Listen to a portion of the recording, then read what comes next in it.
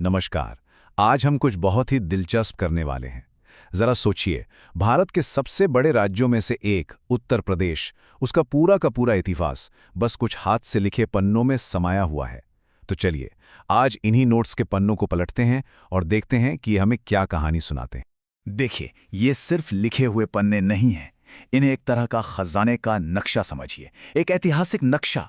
यहाँ लिखा हर एक शब्द, हर एक तारीख अपने आप में एक कहानी है। तो तैयार हो जाइए, हम मिलकर इन पन्नों में छिपे रहस्यों से पर्दा उठाने वाले हैं। तो हमारा सफर कैसा रहेगा? हम शुरू करेंगे एकदम शुरुआत से, मतलब प्रागैतिहासिक काल से। फिर देखेंगे यहाँ की प्राचीन सभ्यताओं को, जानेंगे उन महान शहरों के बारे में जो यहाँ बसे। फिर बात होगी संस्कृति और क्रांति की, और आखिर में हम पहुंचेंगे आज के आधुनिक उत्तर प्रदेश के बनने की कहानी तक। ठीक है, तो चलिए शुरू करते हैं। सबसे पहले टाइम मशीन में बैठकर हजारों साल पीछे चलते हैं। पता लगाते हैं कि इस जमीन पर सबसे पहले कौन लोग बसे थे और उनके होने के क्या सबूत आज हमारे पास हैं। अब जरा इस टाइमलाइन पर नजर डालिए। ये हमें बताती है कि यहाँ का इतिहास कितना गहरा है। ये नोट्स इस बात पर जोर देते हैं कि ये इलाका सिर्फ विशाल हड़प्पा सभ्यता का एक हिस्सा ही नहीं था, बल्कि पूरे भारतीय उपमहाद्वीप में लोहे के इस्तेमाल के सबसे पुराने सबूत भी यहीं अतरंजी खेड़ा में मिले थे। ये कितनी बड़ी बात है। और जानते हैं इस जगह की सबसे खूबसूरत बात क्या है? यहाँ इतिहास और पौराणिक कथाएं साथ साथ चलती हैं। मतलब एक तरफ तो हमारे पास खुदाई में मिले ठोस सबूत हैं, और दूसरी तरफ वाल्मीकि आश्रम जैसी जगहों से जुड़ी वो कहानियां हैं जो पीढ़ियों से यहाँ की पहचान का हिस्सा हैं। दोनों मिलकर इस जगह की पूरी तस्वीर बनाते हैं। अच्छा, तो इन प्राचीन जड़ों से आगे बढ़ते हैं। अब देखते हैं कि कैसे यही जमीन धीरे धीरे बड़े बड़े शहरों और शक्तिशाली साम्राज्यों का गढ़ बन गई। तो यहां से शुरू होता है शहरों के बसने का सिलसिला। कई शासकों ने यहां बड़े बड़े शहर बसाए जिन्होंने आज की यूपी का नक्शा तय किया। शुरुआत करते हैं आगरा से। जैसा कि नोट्स में लिखा है, इसे बसाया था सिकंदर लोदी ने। और फिर है जौनपुर, जिसकी नींव रखी फिरोज शाह तुगलक ने। आप देख रहे हैं, हर शहर अपने बनाने वाले की एक कहानी कहता है, उसकी एक छाप छोड़ जाता है। और शासकों की विरासत सिर्फ शहरों तक ही सीमित नहीं थी। ये देखिए, ये शानदार इमारतें, बुलंद दरवाजा हो या बड़ा इमाम बाड़ा, ये सिर्फ पत्थर और गारे की दीवारें नहीं हैं। ये तो मानो इतिहास के वो पन्ने हैं जो आज भी हमारे सामने खड़े होकर अपनी कहानी सुना रहे हैं। अब एक बहुत बड़ा बदलाव था। अवध की राजधानी का फैजाबाद से लखनऊ आना, ये सिर्फ एक शहर से दूसरे शहर जाने की बात नहीं थी। इसी एक फैसले ने लखनऊ के उस सुनहरे दौर की नींव रखी जिसकी नज़ाकत और तहजीब की मिसालें आज भी दी जाती हैं। तो हमने राजाओं और उनकी बनाई इमारतों की बात तो कर ली, लेकिन किसी भी जगह की असली पहचान सिर्फ किलों और महलों से नहीं होती। इस इलाके का जो असली किरदार है, उसे गढ़ा है यहाँ के शायरों, कलाकारों और हाँ, क्रांतिकारियों ने। यहाँ कलम भी चली और तलवार भी, और दोनों ने मिलकर इतिहास लिखा। जरा इस लिस्ट को देखिए, अमीर खुसरो से लेकर फिराक गोरखपुरी तक।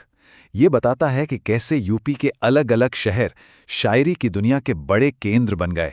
आगरा, लखनऊ, गोरखपुर, इन शहरों की गलियों में आज भी इन महान शायरों के अल्फाज गूंजते हैं। शायरी और संस्कृति से अब रुख करते हैं क्रांति का। यहाँ बात हो रही है हिंदुस्तान रिपब्लिकन एसोसिएशन यानी एचआरए की। ये भारत की आज़ादी की लड़ाई का एक बहुत ही अहम क्रांतिकारी संगठन था, और इसकी जड़ें, जैसा कि नोट्स बताते हैं, इसी जमीन से जुड़ी थीं। और एचआरए का जिक्र आते ही काकोरी की घटना याद आती है। 1925 का वो साल, रामप्रसाद बिस्मिल जैसे क्रांतिकारियों का वो जज्बा। यहीं पर इस घटना को अंजाम दिया गया था, और इसने पूरे देश में आज़ादी की लड़ाई को एक नई चिंगारी दे दी थी। लेकिन यहाँ सिर्फ क्रांति की आग ही नहीं थी, ये जमीन राजनैतिक बहस और संवाद का भी एक बड़ा मंच बने। इलाहाबाद, वाराणसी, लखनऊ, इन शहरों में इंडियन नेशनल कांग्रेस के बड़े बड़े अधिवेशन हुए। यहीं बैठकर आजाद भारत का भविष्य कैसा होगा, इसकी नींव रखी गई। तो चलिए, अब इन नोट्स के आखिरी हिस्से पर आते हैं। अब हम जानेंगे कि वो राज्य जिसे आज हम उत्तर प्रदेश के नाम से जानते हैं, वो आखिर बना कैसे। ये सफर भी बड़ा दिलचस्प है। देखिए कैसे धीरे धीरे नाम बदले।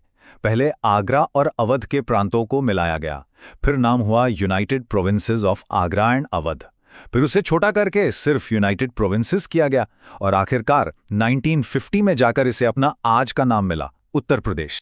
24 सिर्फ एक नंबर है ना? लेकिन ये मामूली नंबर नहीं है। ये नंबर इस राज्य की आधुनिक पहचान से जुड़ा है। ये सिर्फ एक तारीख नहीं बल्कि एक जश्न की वजह है।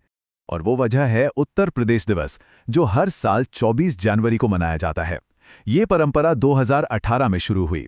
तो ये दिन इस राज्य के इतने लंबे और शानदार इतिहास को आज के जमाने के एक जश्न से जोड़ता है, अपनी जड़ों को याद करने का एक मौका देता है। तो कालिंजर जैसे प्राचीन किलों से लेके इसकी आधुनिक राजनीतिक पहचान तक नक्शे पर मौजूद हर निशान, हर शहर इस विशाल कहानी का एक हिस्सा बयान करता है। सच तो ये है कि ये पूरा प्रदेश ही एक जीती जागती इतिहास की किताब है, जिसकी परतें हर जगह बिखरी हुई हैं। तो देखा आपने कैसे बस कुछ हाथ से लिखे पन्नों ने हमें हजारों साल के सफर पर ले जाके खड़ा कर दिया। यहाँ प्राचीन बस्तियां भी हैं, सुल्तानों के शहर भी, शायरों की गूंज भी है और क्रांतिकारियों का जज्बा भी। सवाल यह है कि इतने शानदार अतीत के बाद उत्तर प्रदेश अपने भविष्य की कहानी में अगला अध्याय क्या लिखे।